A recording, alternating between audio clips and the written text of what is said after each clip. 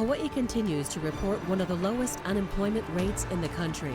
There are lots of job openings allowing job seekers to be picky, but that leaves employers wanting. As older workers retire and younger workers leave for better opportunity, businesses offer incentives like higher wages, tuition payments, and other benefits to fill the ranks. But is that enough? Join the conversation on Workers Wanted. Tonight's live broadcast and live stream of insights on PBS Hawaiʻi start now.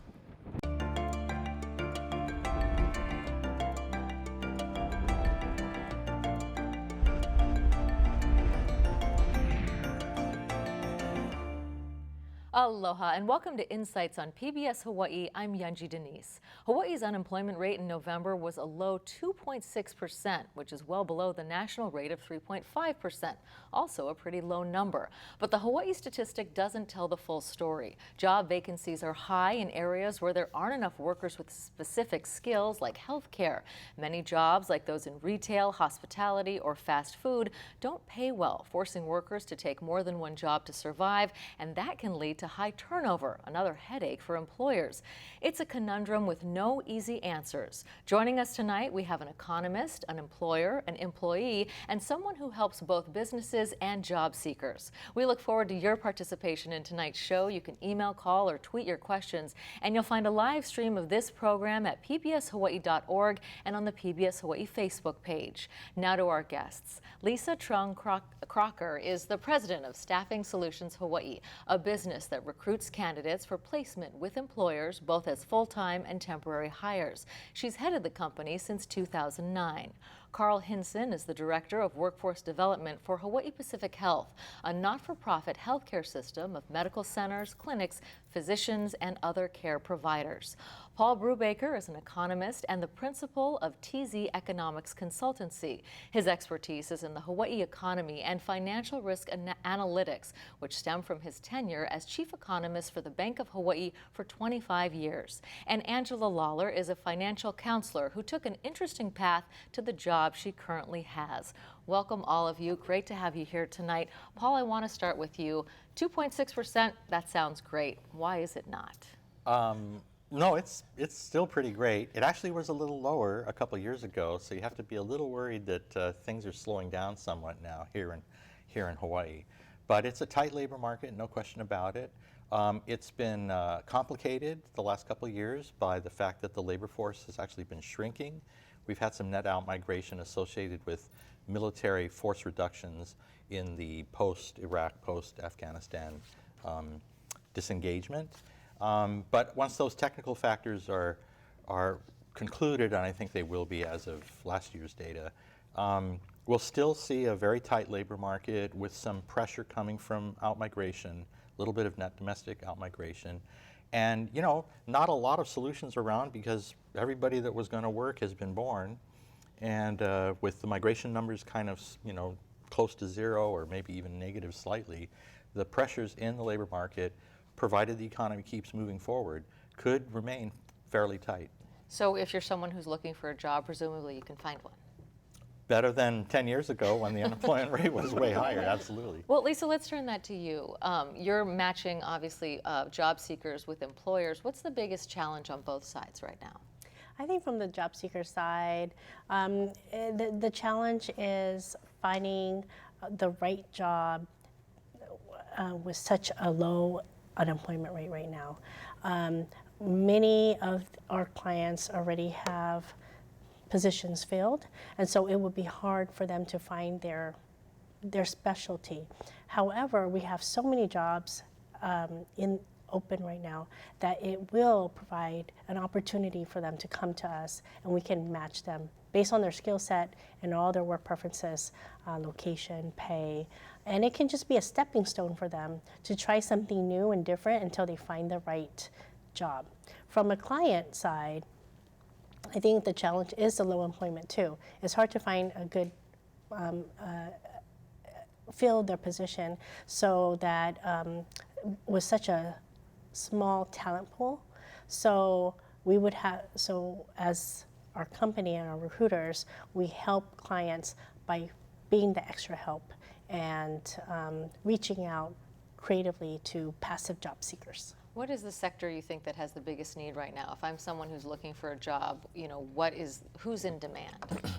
I think healthcare is really in demand.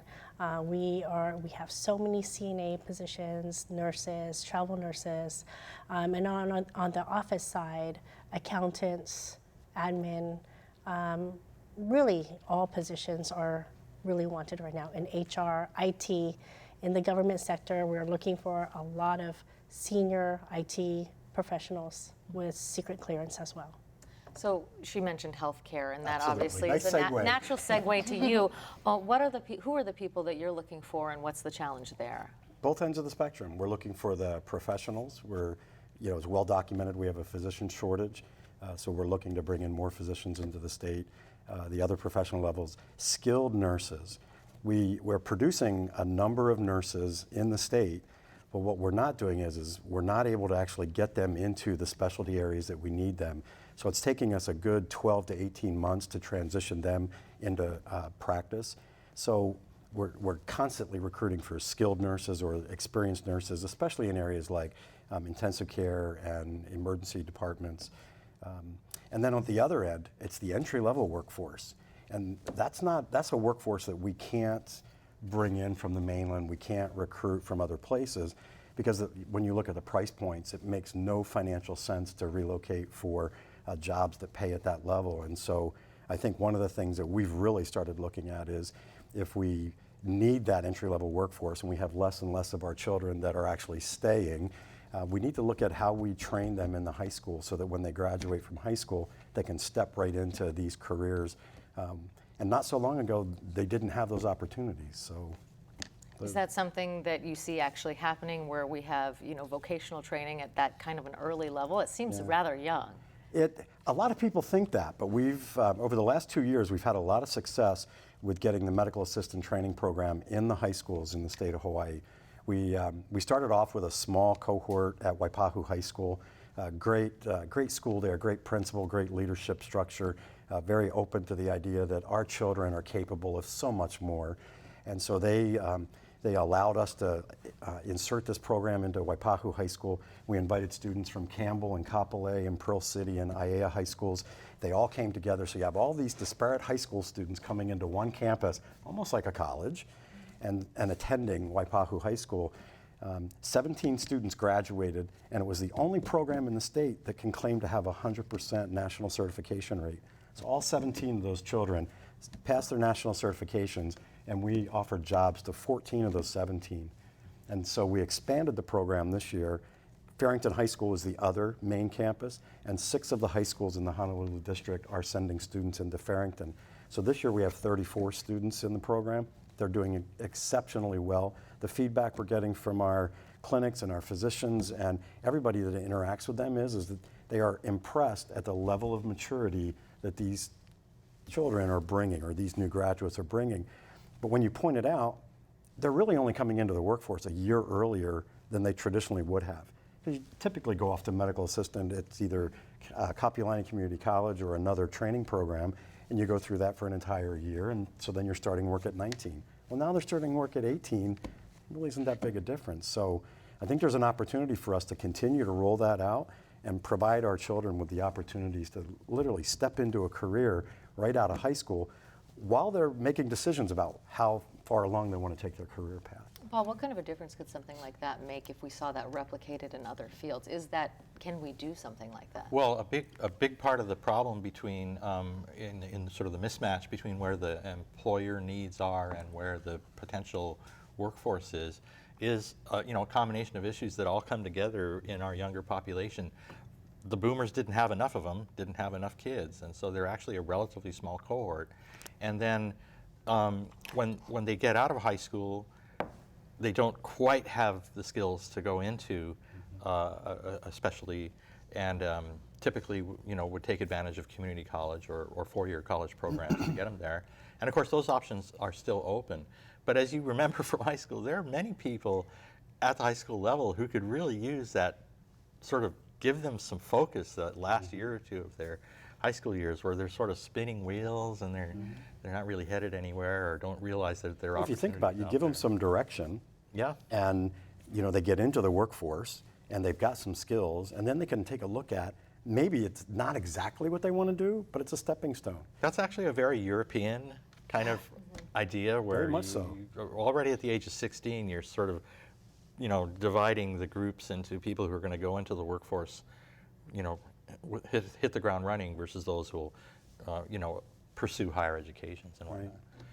Well, we see- Angela, you come at this from a very interesting perspective because you've lived in a number of states before you came to Hawaii. As someone who's come to Hawaii and had to look for a job, what was that like? How was the challenge of finding work here? Well, luckily for me, I was able to choose staffing solutions, and they were able to help me get a job. But prior to that, I was searching, and I was really afraid because I thought maybe because I was coming from the mainland that I wouldn't be welcomed, but that wasn't the case. I think what I had to do was adjust my understanding of the offerings, and sometimes the pay wasn't as high as I was used to.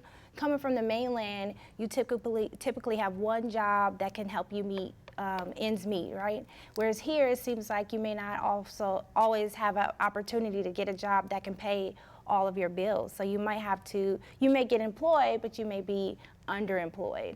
But for me, I was able to apply to a staffing agency, and I found a position. But I know several spouses who experience the same thing, where they're offered positions, but it may not be enough, or that expectation coming from the mainland. Well, that's a really good point. It is the level of wages here in our state.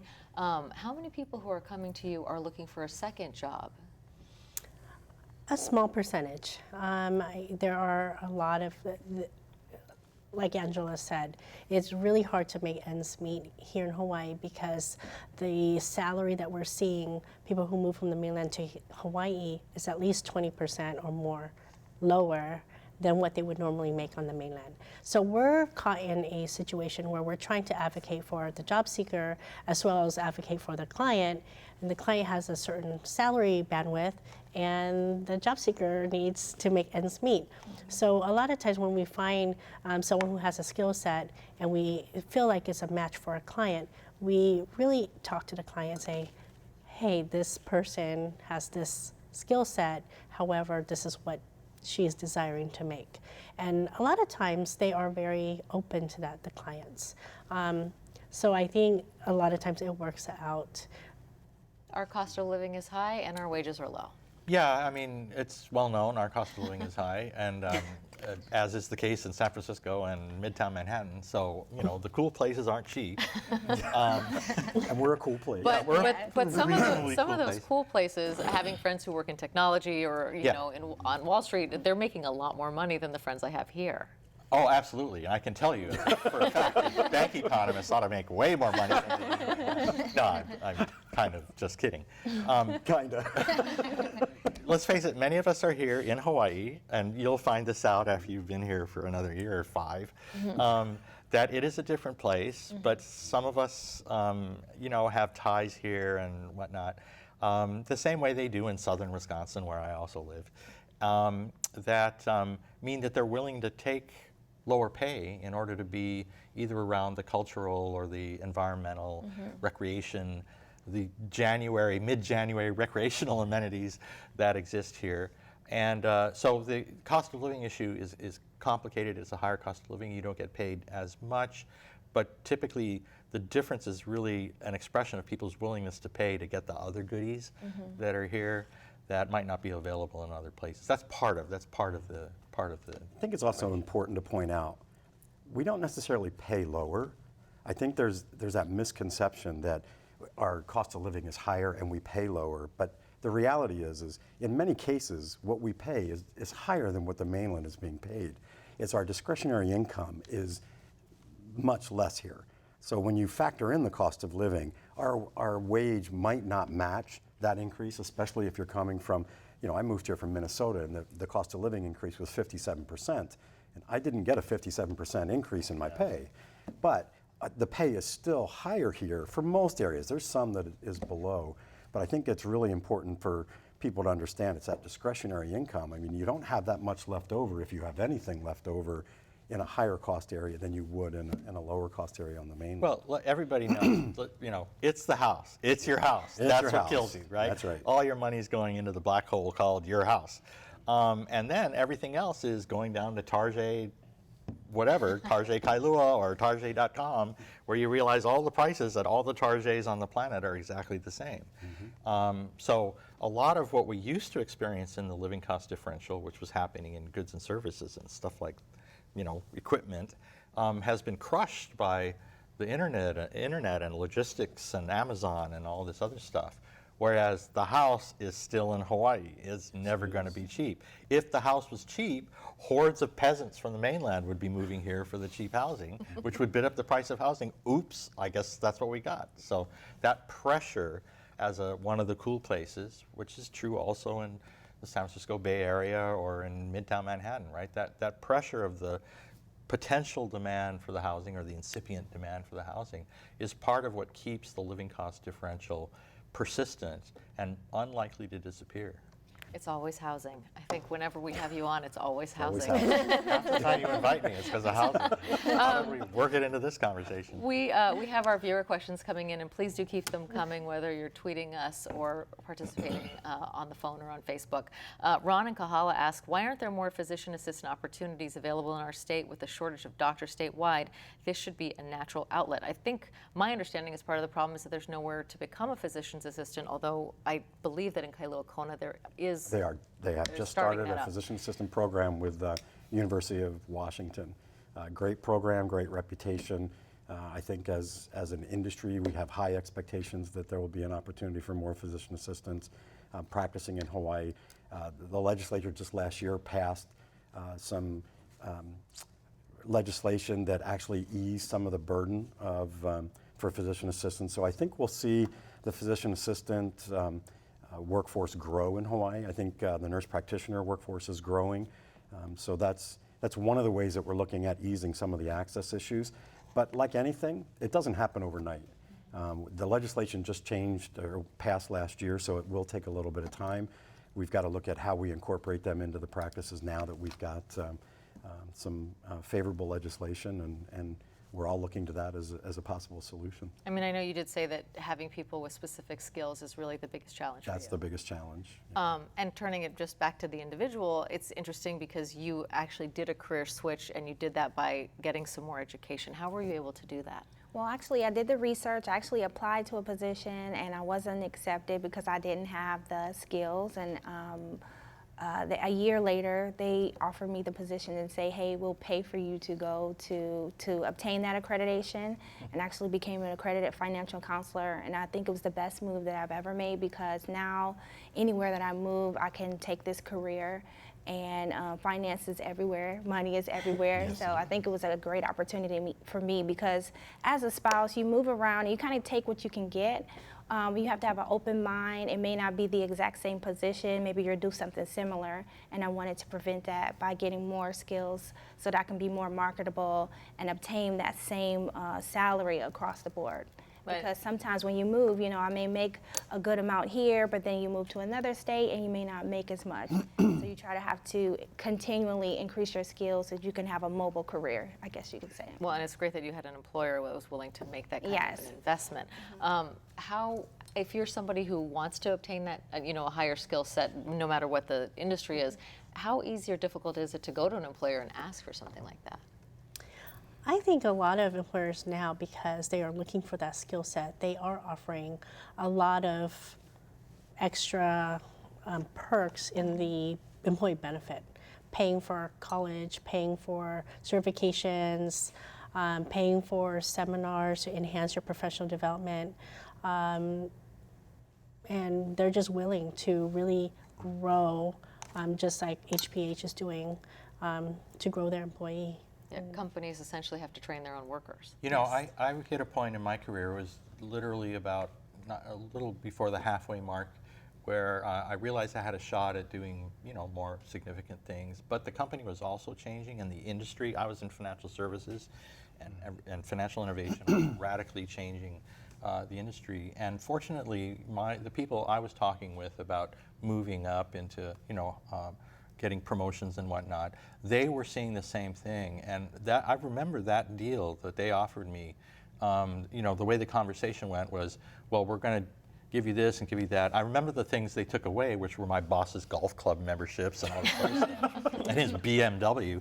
But in exchange, I remember them telling me, we're going to pay for you to go to 2 conferences a year, and then periodically I would go to training in my area, especially one was at Stanford, one was in New York City, and that was continuing education. I would say right now, you talked about getting skills. I think we're all going to be doing that for the rest of our lives. Absolutely. Is every few years dialing it up and and guess what? The kids are all learning it in school. You know what I mean? So if you don't, you'll be a dinosaur. And if I have my way, they're all going to learn everything for healthcare when they go to school. How important, and do you offer that kind of thing as an employer so that you eliminate turnover or at least try to tamper it down? Well, when you think about turnover, there's good turnover and bad turnover. In our entry-level positions, like we're talking about training our children to be medical assistants, to be patient service representatives. We have surgical instrument processing technician programs. But those are entry level. We want them to continue to grow. And if they have the desire to grow, I mean, like most employers, we have a tuition reimbursement program. We have professional development programs where we'll support their professional development, getting the certifications, their tuition reimbursement if they want to go on and take the credits and apply them to whether it's an associate's degree or a bachelor's degree. Most of the larger employers have really added those benefits because we find ourselves in challenging times. But getting back to the idea of training, I think more employers are coming to the realization that if you want to fill your workforce needs, you're going to have to provide the training. And so I think the more that we can do that and we can focus in on the high schools, because that's a ready workforce just waiting for something. And so I think the more that we can upskill our children, the better off our economy is going to be, our workforce is going to be.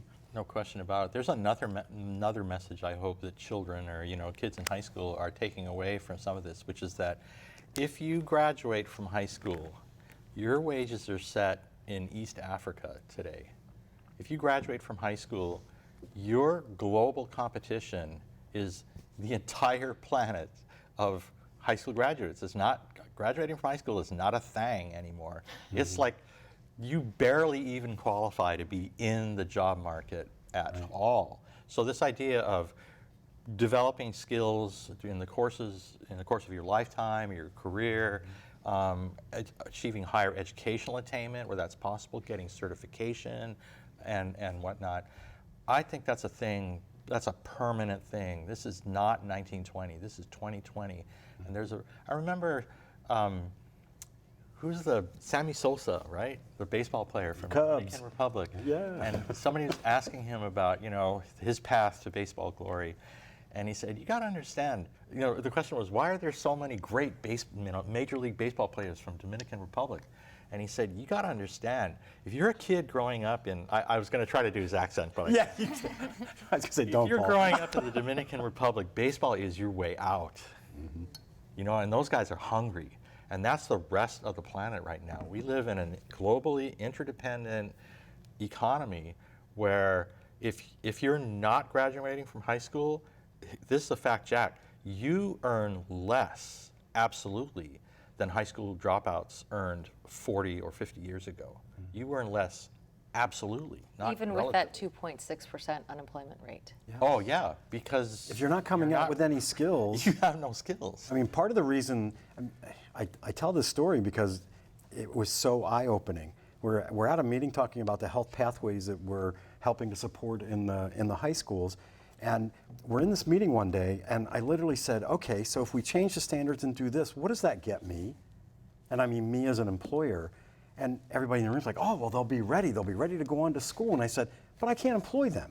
They still have no usable skills. And I said, this is crazy. Why can't we put programs in the high school? And Keith Hayashi, who's the principal at Waipahu High School, and I have no problem saying his name, literally was in that meeting and said, I don't know, why can't we? So, well, you're the principal, and then 4 months later, we had programs in the high schools. Mm-hmm. And so that's starting to spread. And if we can get more of that, and not just in healthcare, but in all industries, there's no reason why we can't be providing our children with much higher skill sets so that when they're coming out, they have that opportunity to step into the workforce, help mom and dad with some of the expenses if it's on their way to college or whatever. But yeah, I mean, Paul's right. We have got to think about how we upskill, because we are globally competitive and we've got to be prepared. I want to add to adding the skill set too.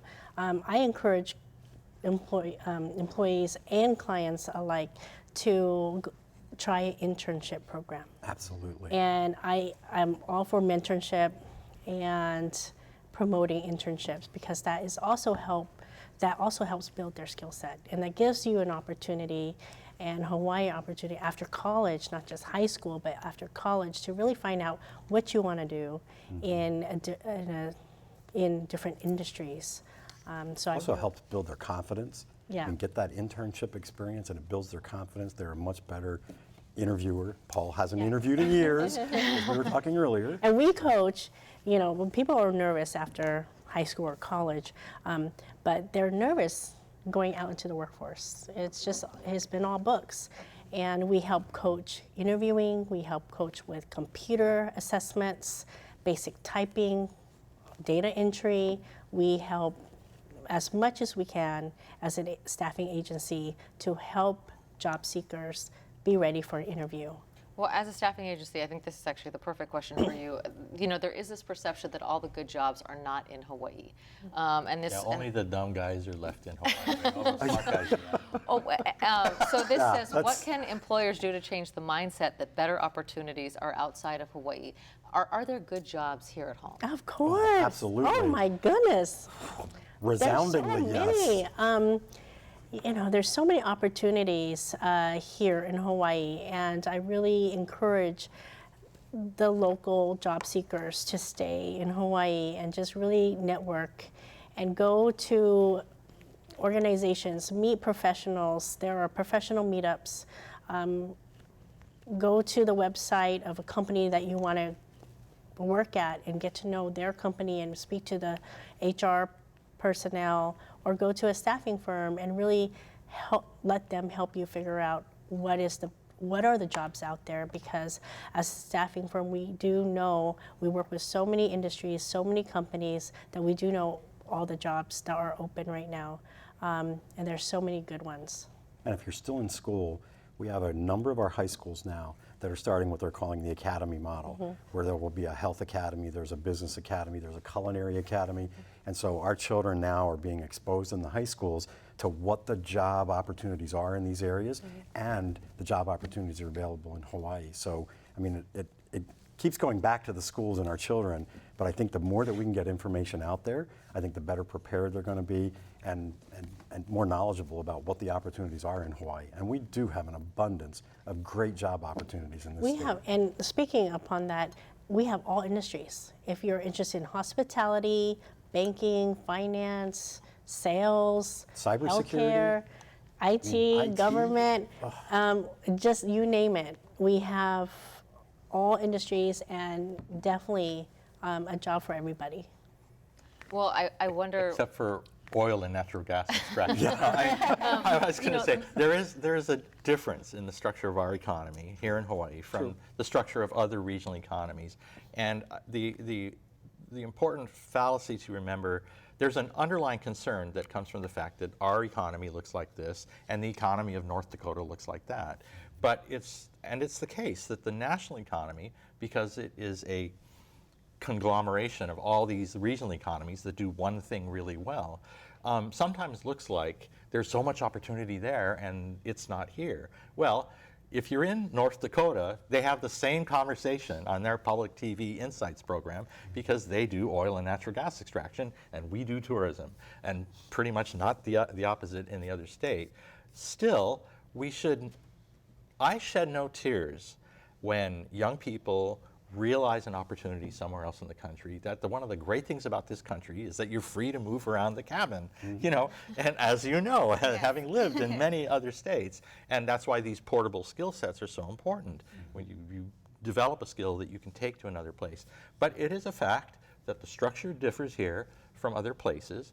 If you want to do something, you want to explore, Mars or something, maybe you'll have to go somewhere else to learn how to do that. But you should have no shame, you should have no regrets about leaving Hawaii if you feel like you have to or have an opportunity to. At the same time, people in Hawaii, that's why I made that crack about like the brain drain, right? The smart people leave and the dumb people stay in Hawaii. Well, there is that perception that everybody who, we educate great everywhere people I've and ever they all lived, leave, right? people say that. Right, Trust everywhere. me, everywhere I've ever lived in this country, people say, yeah, all the smart kids leave and all that. It can't be the fact that every place has only dumb people left. Right. But the other thing is we need to make sure that we have the training opportunities here Absolutely. to make sure that we have the opportunity for our children to stay or our workforce to stay. Because we are a smaller economy, we're a smaller state, we don't have all of the training programs we need. And to your point about the kinds of opportunities that exist, you have to be realistic. Kids have a life experience that's about this big. So that's why these internships and experiences in the workplace are so important, because it opens out the dimensionality that they don't even know exists. Right. But Hawaii's dimensionality is different, no question about it, from from other places, and you need to be realistic about that as well. If you train in something that's not going to have much opportunity in Hawaii, then you won't have much opportunity. It's going to be harder. When you were going out and looking for a job here, and I know you said that you'd lived in Atlanta, you'd lived in Tennessee, how did that whole process compare? I know each place is obviously different, but do you think that Hawaii had specific challenges as compared to those other places? Well, I think Hawaii has great opportunities, but the question is, how do I get my foot in the door? I'm new here, I don't know that many people, I don't have anyone who can vouch for me, and I think those internships that you spoke of and the mentorships and also volunteer opportunities have helped a lot of spouses get into positions while they're volunteering and getting into places that they normally wouldn't and building a rapport with people and then eventually getting hired. So the experience has been about the same. I think for me it was a personal stigma, like, oh no, I'm new here, they're not gonna like me here on the main, I'm coming from the mainland. But once I came here and saw the aloha, I felt welcomed, but it was about getting that foot in the door and not knowing specifically who I need to talk to get in. And but overall, I felt like it was a good opportunity. Yeah, we can be a pretty insular place, so Yeah. I can see that. Dave? What? Oh, there you go. David in Waipahu wants to know, what's the job market like for retirees? Oh, that's a great question. Who's retired? Yeah, who's retired? In this state, no one, right? I think retirees have a great opportunity to try something new. We have a lot of temp positions. If the retiree wants to do data entry, or elections is coming up, election clerk, just sales, marketing, insurance, anything. I don't think any employer will age discriminate. So they're looking for someone who has the skills. It all goes to the interview process. So having a great resume, demonstrating your skill set on the resume, and then interviewing well, and just taking a chance to try a temp work, temp to hire, and direct hire. So retirees definitely do have opportunities. I actually had some data on that I wanted to just relate, because it's so interesting. By the way, this says that physician assistants make an average $116,000 a year in Hawaii. Yes. Okay, physician assistants make an average $116,000 per year. So where do I sign up to learn how to? It does take a master's degree. Hey, sign me up. No, one of the things that's really changed in our society, going back to the question about retirees, the labor force participation rate of persons 65 and older nationwide, I don't have the Hawaii data, but nationwide, 25 years ago, 12% of persons 65 and older were labor force participants working or looking for work. Today it's 22%. And here's the amazing one. In the age 16 to 19 group, 25 years ago it was 53% labor force participation. Today it's 26%. So half as many teenagers in the workforce. And not to mention, as I indicated earlier, because fertility has fallen over the last generation, they're not as large a group to begin with, the teen potential workforce, but the participation rate has dropped significantly from what it used to be. Remember, I don't know, when I was a teenager, everybody seemed to have a job, except for me. That's how you got spending money. Or whatever. That's how you had, you had to work so that when you went to college, you have some money to have on the side. Well, there's been switching gears a little bit, but going back to something that we talked about at the top of the show, which is the high rate of turnover when you're looking at fast food or entry-level retail and things like that. The legislature and the governor obviously came together, and they have a joint legislative package to raise wages, obviously increase housing, which is something you referenced earlier. How much does our wage, like our hourly rate, how much does that factor into all of this? Changing that, what will that do? I don't know. So let's move on to another subject. No, I did look this up because I felt like this kind of question was going to come up. So when I got my first job, I drove a forklift at Dole Cannery. The minimum wage was $1.65 an hour. So this is 1973, so in BC, before Costco. Yeah. And if you adjusted that wage for the Honolulu or for the urban Hawaii Consumer Price Index, it would be $10 an hour today. Now, I'm pretty sure that's in the neighborhood of the current minimum wage. Is that right? 10-10. 10.10. Okay. So while I concede that the minimum wage hasn't continuously kept pace with inflation over the arc of whatever that is, almost 50 years, it more or less has.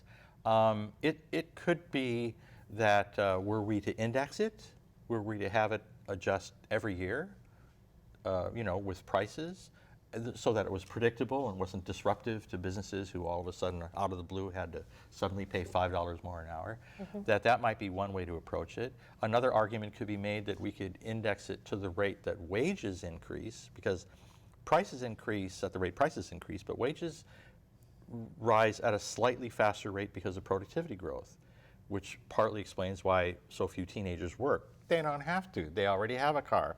So, right? That's changed too. And a smartphone. But I'm just saying, it seems to me that the current minimum wage is about where it was, when my generation started working 50 years ago. The demographics definitely have changed. When my graduation was in Blaisdell Arena. That's how big my high school was. So that's not the world we live in today. But other than those structural changes in the demographics of the workforce and whatnot, I think the wages are probably on track. Maybe some kind of mechanism should be in place to make sure they stay on track. But I would be concerned about a big disruptive change that would make it so much more challenging for employers that they actually stop hiring. And why give you mentioned retail and food service, and I'm thinking, why do I even need people in those jobs? If you think about which jobs are going to go away over the next 10 years or so, you just named the two at the top of the list. Because I have an app. I go put in where I'm going to go eat, what time my dinner reservation. I might as well order my meal. What do I need the hostess for? So that stuff is coming. And people who are in these lower skilled moments in their life because they're just too young, or they haven't finished their college degrees or whatever, or gotten their certifications, right? People who are in those positions are at risk that technology is most likely to be displacing those employment opportunities as we go down the road here. Right, and what percentage of the population is that legislation actually aimed at? Because if we actually, not to sound like a broken record, but if we focus in on upskilling all of our children, then why do we need to have the minimum wage discussion? Because all of these upskilled positions actually pay better than minimum wage anyway. Well, and to your point there is someone with some skills here writing in. Kimberly via Facebook says, I'm a respiratory therapist and the pay here is not equitable to the cost of living. Are you examining that? I worked as a travel therapist here and the facility paid more than they paid. The facility paid a lot more than if they paid better to hire permanent employees. I know that you rely on a number of traveling nurses as well, and they are rather expensive. So is there a way that we can, increase the wage of a nurse here to keep her here? But if you think about it, when we started off, we used temporary and travel nurses or travel staff to supplement ours in a period of either a peak census. We've had a number of babies born, and we don't have enough staff, so we bring in travelers, or temporary situations where we've got someone that's gone out for a medical leave or a maternity leave or paternity leave. We don't use travel staff to supplement or take the place of full-time regular staff. So the way that travelers are utilized really doesn't fit that question. But what I can say is that, yes, do we pay a little bit more for a traveler? Yes, because we actually have to help with housing and transportation costs as well as their income. But we try to make that in short term so that we don't. Because if we don't, the reality is all of the permanent staff then has to work that much harder, which makes them even more unsatisfied and unengaged. And that's not where we want to go either. So we've got to bring in temporary relief to help offset some of the challenges in the short term. But our wage is higher than most of the mainland areas, even in respiratory therapy. It just doesn't offset. And I think our question said it doesn't offset the cost of living. Most of our wages don't. Yeah, I think that we've got to go back to that point that there's, God doesn't wake up every day and say, how much does it cost to live? I hereby grant you the income necessary to do that. Right. It's just, they're two completely separate things. The wage, your income is set in a market, in a labor market, where if there's a shortage of certain kinds of skills, the supply and compensation demand will be higher. Yes. And then the cost of living reflects a large number of issues, like the fact that I can go to the beach tomorrow morning and I can't do that in Milwaukee, Wisconsin, where I lived for a year. And I used to watch the surf spot at the art museum from my apartment turn to ice as the fall semester went. Yeah, that was Milwaukee. So it's just, they're two separate things, and people are frustrated that there doesn't seem to be some sense of justice that puts them together, but they're two completely separate. But to answer the question, we're always looking at compensation. We're always looking at what, as an organization and as an industry, what do we need to do to make sure that we're able to provide the care that we need to for our patients. So we're always looking at it, and it's just a matter of, we try to stay market competitive, and we do the best that we can. Lisa, I want to bring you in on this next question. This is from Ira. She says, all I'm hearing about is looking at the students, which is fine, but you have an enormous pool of older thriving adults that may also benefit from programs of transitioning into another job. So what are your thoughts for those workers who might be not necessarily even retirement age, but sort of mid-level? Can someone, let's say in their 40s or 50s, can they have an internship? How would they transition into another career, short of making the commitment that Angela made and actually doing full education? Sure. I think with someone mid-career can use their transferable skills, whatever it may be. They may have a few careers before, and they will look at their transferable skills and see what other matches come up. So there are definitely opportunities for all stages of career, early, mid, and late, and retiree. Can you be, someone at that age and actually do an internship or something like that? Like, how would that actually work on a practical level? Sure. There are clients who are open to, again, the age discrimination. There's no age discrimination here. You keep saying that. Yeah. Like, Lisa. you haven't heard the stories I've heard. But I also think, too, I totally interrupted. a lot of, when you want to look at changing careers, Yeah. I mean, there have to be more, and there's not a lot of, there have to be more programs at the community college and our UH systems and our private colleges to make sure that working adults have the opportunity to go to school at night, weekends, and we don't have as many of those opportunities here as you would find on the mainland. Yeah. So I think that I have to agree. throw this in. I've had students, friends and colleagues actually, who came to take my class for some bizarre reason up at Manoa. And they told me, once you hit 65, you can take classes at UH for free. wow. Yeah, think about that. So, hope is not lost if you. Got to take a note about that one. But going back to the question, I think a challenge would be if you're mid-career and you have all these skill sets and you're at a pay level that you're used to, and you start over as an intern. Most internships are minimum wage or a little bit above minimum wage. So how can you go from a mid-level, maybe $50,000, $60,000 job and go back to a 30 something thousand. So it's going to be a give and take. Well, as somebody who's actually done that, who's actually made that transition, how easy or difficult was that to do the education? Were you able to do it in person or online, or how were you able to do that? I'm taking classes while working. At one point, I was taking classes while working the night shift. So working nights and then going to school during the day is a sacrifice, but ultimately your goal is to ultimately make more and have a better career. And then sometimes you have to be open-minded. And moving around so much, sometimes you're going to take less to get your foot in the door to be able to eventually make more. So while it's not something you want to do, but in the end, it's going to work out better because you'll have that experience. So for someone that's middle age that wants to try something new, it would be a sacrifice because you're changing careers, so you can't expect to make as much as you were making because you're now entry level. Yeah. The caller says that she has a college graduate daughter with a degree as a nurse practitioner who was advised to leave Hawaii and move to the mainland for a job. Why would this be happening? Because there are not as many opportunities for nurse practitioners at the moment that are probably being trained. I think our system has started ramping up and training more nurse practitioners, and I don't believe, as an industry, we're at a point we can absorb all that they're training right at the moment. I'm surprised somebody would advise them to leave, because I think there are enough opportunities. It's just it's not growing as fast as we would like to see it. But leaving as a nurse practitioner, we see nurses be advised to leave because that transition to practice is taking so long that they're not able to work as nurses. And so we have seen a number of nurses that have tried to leave or had to leave to get experience in order to be able to come back. A nurse practitioner, that would be challenging.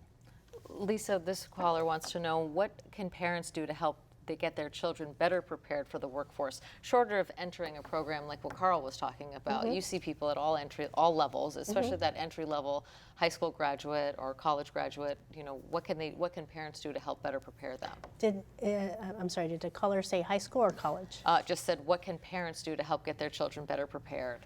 Okay, I think at different stages. High school, I feel like just getting maybe shadowing, not quite an internship for high school, maybe shadowing a professional, going to certain community service and professional networking events, and talking to professionals and watching TV and Googling different professions.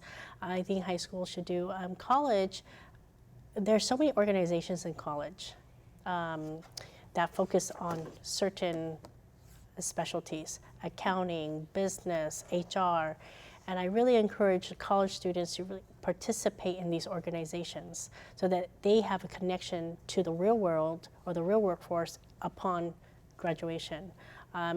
Many of the organizations in college, the community, the business community, have connections with organizations, and we come to do mock interviews and speaking engagements. I don't know, Carl, I've seen you in a lot of college events. Yeah.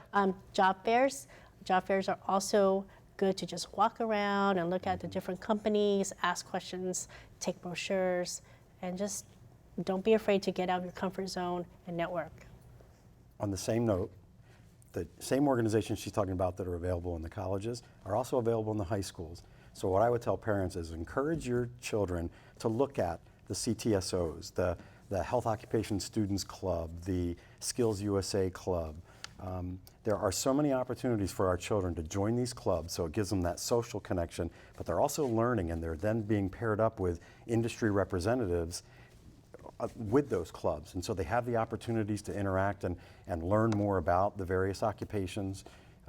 So it's happening at the high school level as well. And so as parents, I think the more that you're aware that these things are happening at the high schools, and for the first time next year, it's going to be happening in the middle schools, for at least on the healthcare side. But I know Skills USA, for example, is already in the middle schools. So it's giving our children those opportunities, and so just making them aware to keep their eyes open and just ask questions. And it's never too late to find a mentor. Yes, too. oh, absolutely.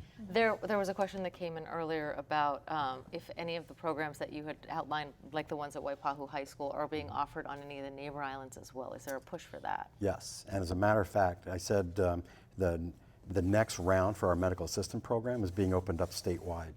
And so we're looking for students on the neighbor islands. We have some of the pieces in place, we think, to be able to actually make that happen.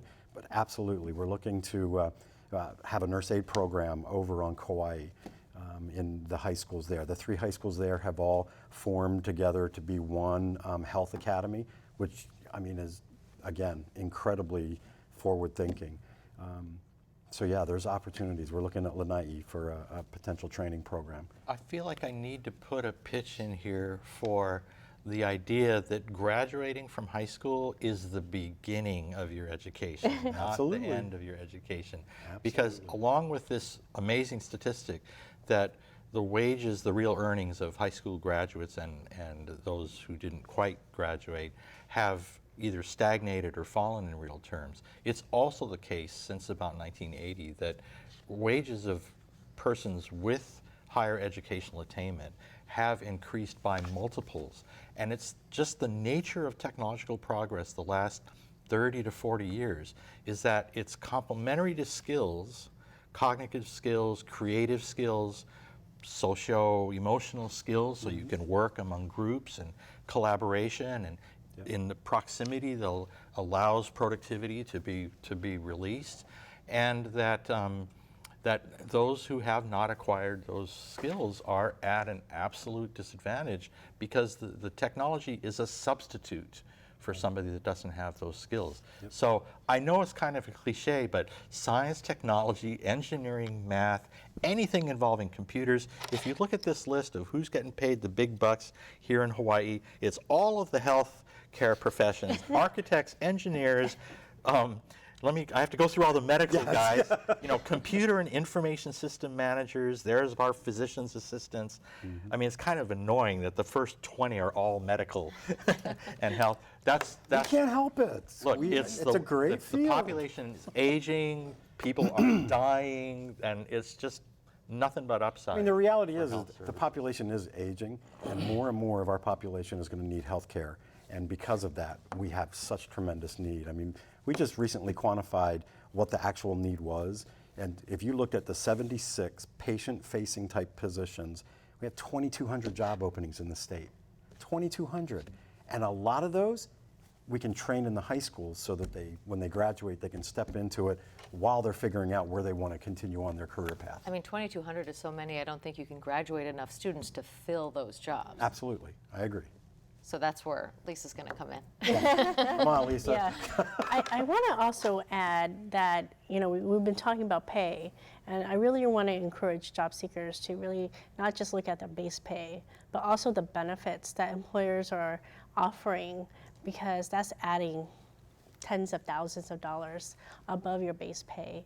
And Hawaii being a majority small business, it is hard on the employer to deal with the high costs of insurance and all the taxes and and just everything, training programs, and just hiring a new staff member has a dollar sign. I don't know if you know that number to that, and also this generation are hopping more. I think it's something like 35 to 40% in addition, right, to the base Yes, pay. yes, yeah. As benefits. So As I benefits. really want to highlight that because I'm all for small business and all kinds of business, but I think job seekers often neglect or realize that that is an added benefit.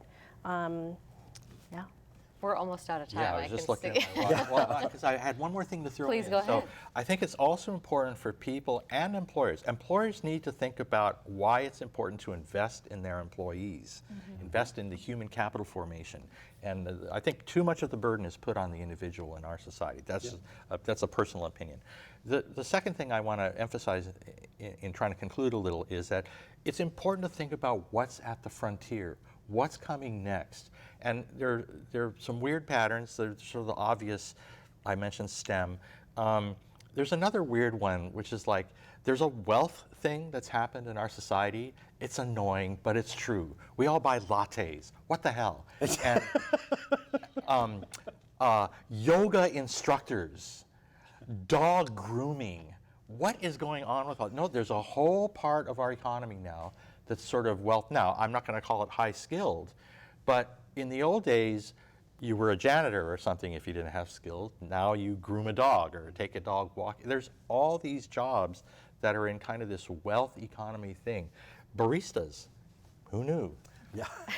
Angela, I want to give you the last word tonight, just sort of as an inspiration for anyone who might be watching and thinking about making that transition. What would you say to someone who was sort of contemplating that kind of a change? I would say be encouraged. Think about your end goal, your why. Why do you want to do this? What is your purpose? And keep that in mind, even though you may be accepting lower pay or whatever you're experiencing. Just know your why and continue to move forward with your plan. Okay, fantastic. Well, thank you all for being here tonight. We thank you. Of course, we thank our guest, Lisa Trung Crocker, President of Staffing Solutions Hawaii, Paul Brubaker, economist and the principal of TZ Economics Consultancy, Carl Hinson, Director of Workforce Development for Hawaii Pacific Health, and Angela Lawler, a financial counselor. Next week on Insights, do we need more laws to control vaping? Please join us then. I'm Yanji Denise for Insights on PBS Hawaii. A hui hou.